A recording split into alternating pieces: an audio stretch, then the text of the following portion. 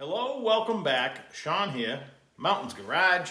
It's midweek, in the middle of June, 2023. I say the date because a lot of times when I'm watching my videos from years ago, I wonder when I did it. So I don't know if I'll always mention the date, but at least this one, I know it was mid-June 2023 on a Wednesday.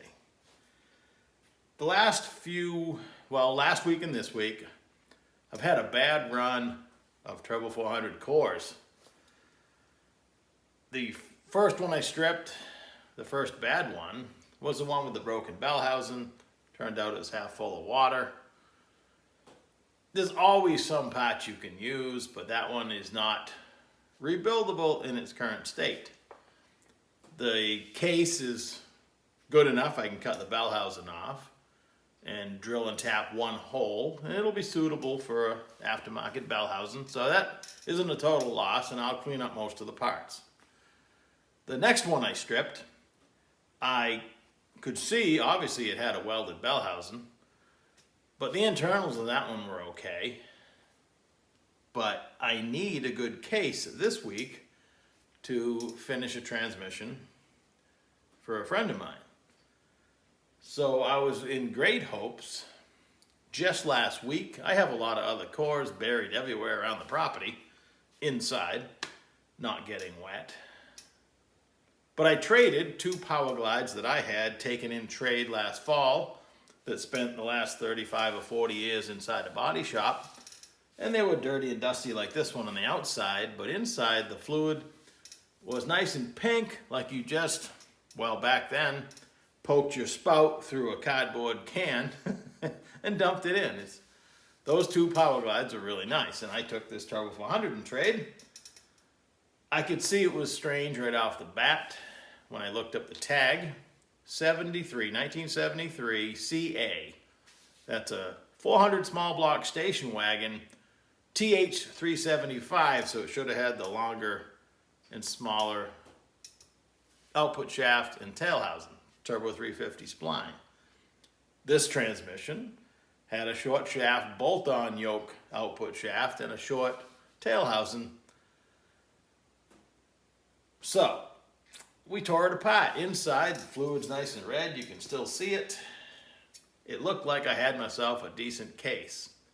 A couple oddities. It was obvious with the paint.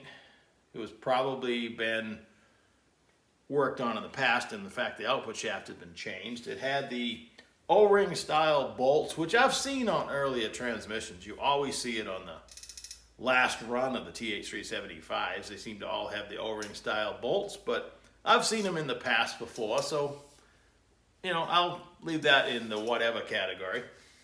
But this is a 1973, and with the ID tag information, if I apply myself, I can tell you what date of 1973 it was made. I'm assuming it was later in 73 because this has a plastic vent on the case. I'm used to seeing the metal vent well into 74, sometimes 1975, but again, it may depend on the mold. I'm still guessing about what that all means. This mold is the number 13. It's an 8-bolt case, all of them are threaded. I thought myself, this is great. Nice and clean. The internals were nice. My bench got more clogged. And then as I'm sitting here looking at it, oil's nice and clean. What's this black stuff over here? Inside the pan rail. It's silicone because the case is cracked. It must have been dropped maybe. It was never in a four-wheel drive, so I don't think the drive shaft hit it, but who knows what happened to it. But it's cracked all the way around the pan rail. And the worst part, it's one thing if it just happened, but somebody, when they put this together, knew it. And they siliconed it. And it didn't seem to be clean in that area because the fluid is high detergent. Typically where it leaks, it leaves a clean spot. It was all dusty before I wiped it off, so it probably wasn't leaking, but it renders this case useless. Yes, I can weld it and use it for myself, but I only need so many transmissions. If I'm going to build myself a transmission, do I want to give myself a welded case? Maybe, but nobody else wants them, trust me. you can offer it at a discount. You can offer to give it away. Somebody probably won't take it, so I know it's weldable. In this case, it shouldn't be that difficult to repair that. It's not like it's compound round surfaces. It's just a pan rail.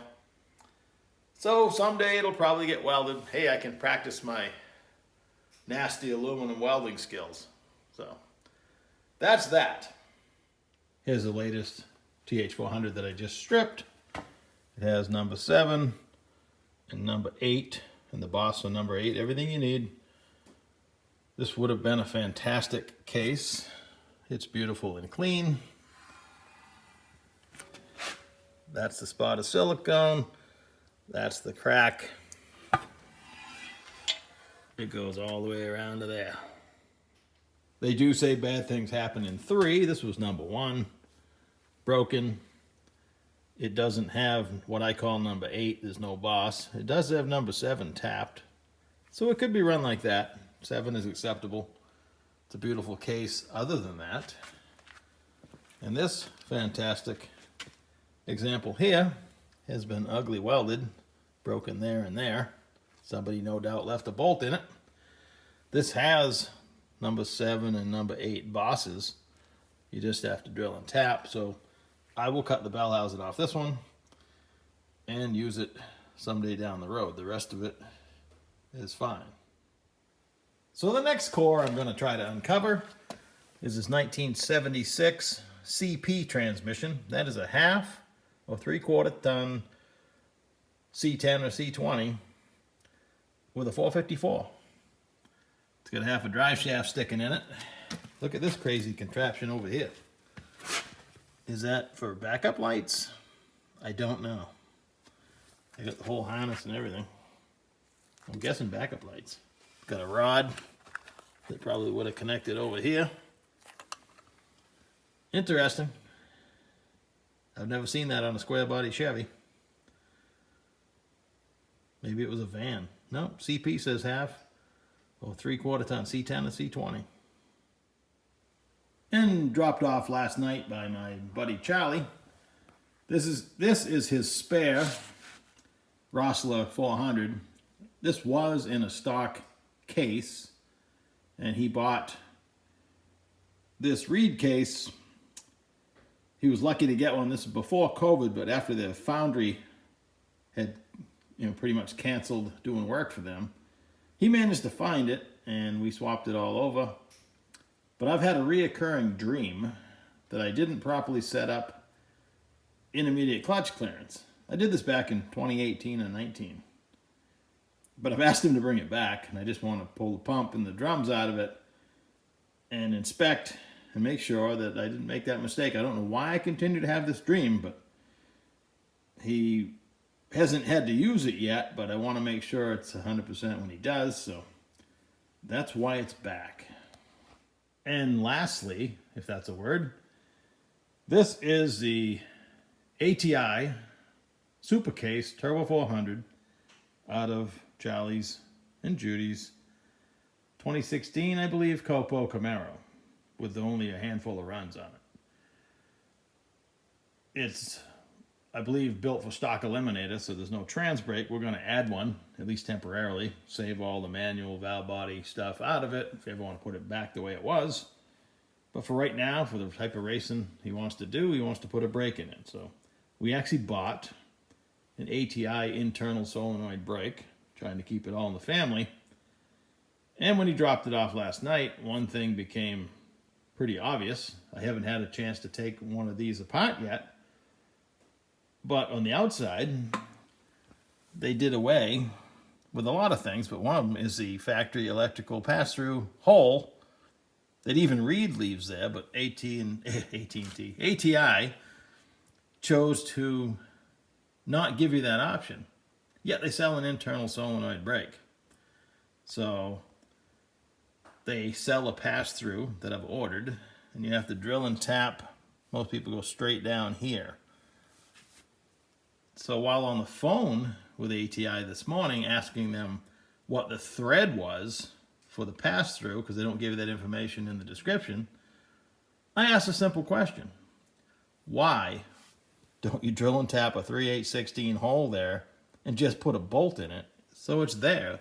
This product was new in 2012, and they say they're always evolving, so that was my input. I don't think it's going to go very far, and drill and tapping a hole is not the end of the world, but gee, that's kind of silly.